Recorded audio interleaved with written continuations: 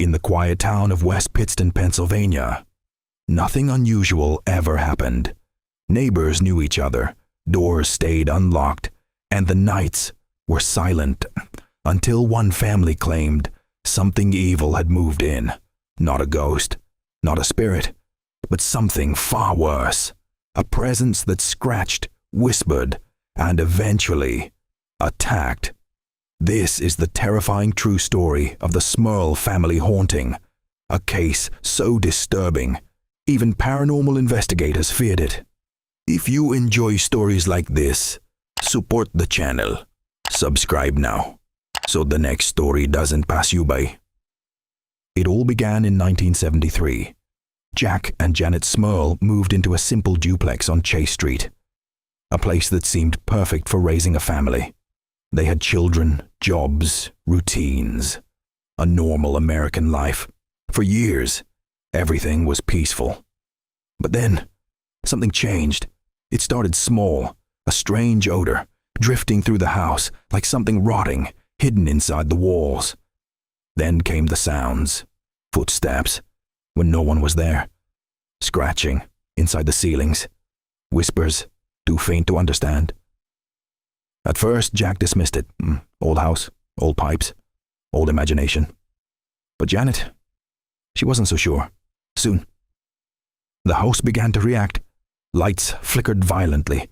Furniture moved on its own.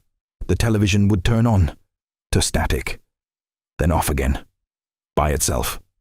Their dog, once calm and friendly, became aggressive, growling at empty corners, barking at nothing, and refusing to enter certain rooms. That's when the nightmares began. Janet woke up one night, unable to move. She felt something sitting on her chest, heavy, breathing, watching her. She tried to scream, but nothing came out. Then, a voice whispered into her ear, "We're here." Jack began to experience it too. One night, while lying in bed, he felt the mattress sink beside him, slowly, as if someone, or something, had just sat down. He turned. No one. But the impression remained. Then, the scratching started. Not on the walls, on the bed, dragging slowly toward him. And then, it stopped, right at his feet. That's when he felt it. Hands. Cold. Invisible hands. Grabbing his legs. Pulling. He screamed. But by the time Janet turned on the light, everything was gone. The Smurls were no longer dealing with random events. This was intelligent, calculated, evil. They began seeing it.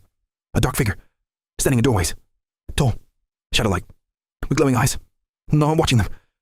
Sometimes it would vanish instantly.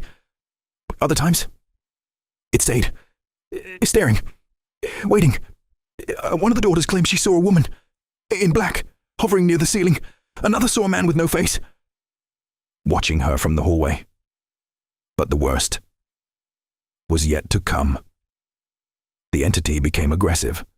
Janet was pushed down the stairs, with no one behind her.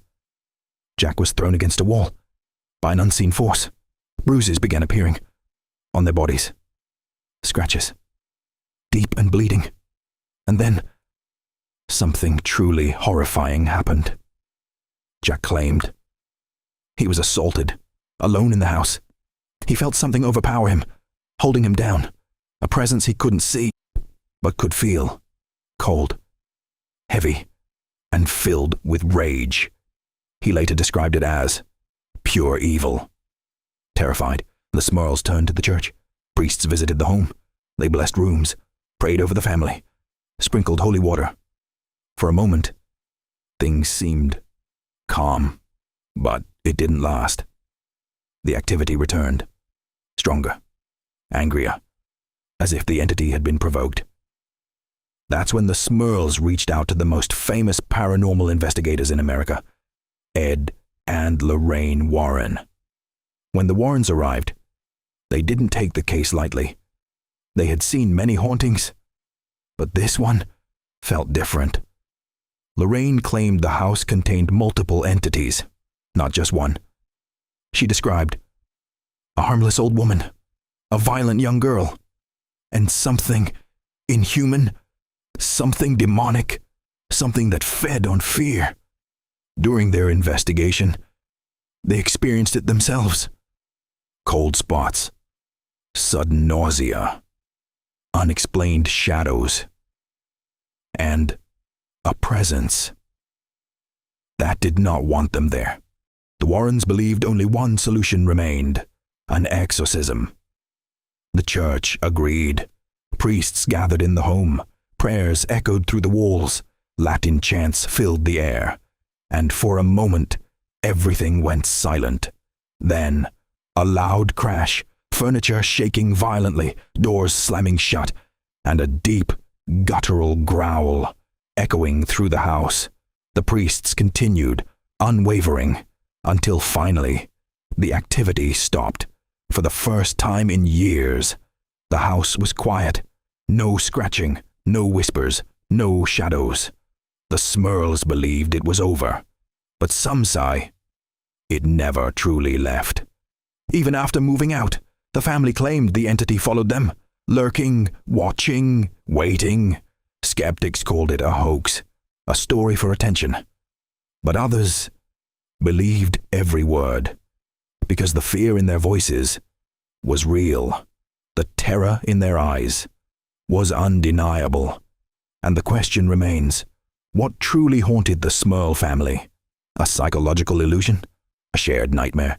Or something far more sinister? Some houses hold memories. Others hold something darker. Something that doesn't leave.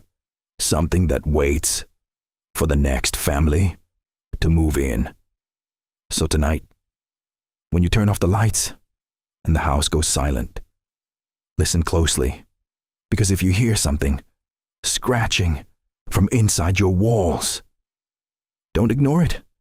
It might already be too late. If you enjoyed this true horror story, don't forget to like, subscribe, and turn on notifications, because the next story might be even more terrifying.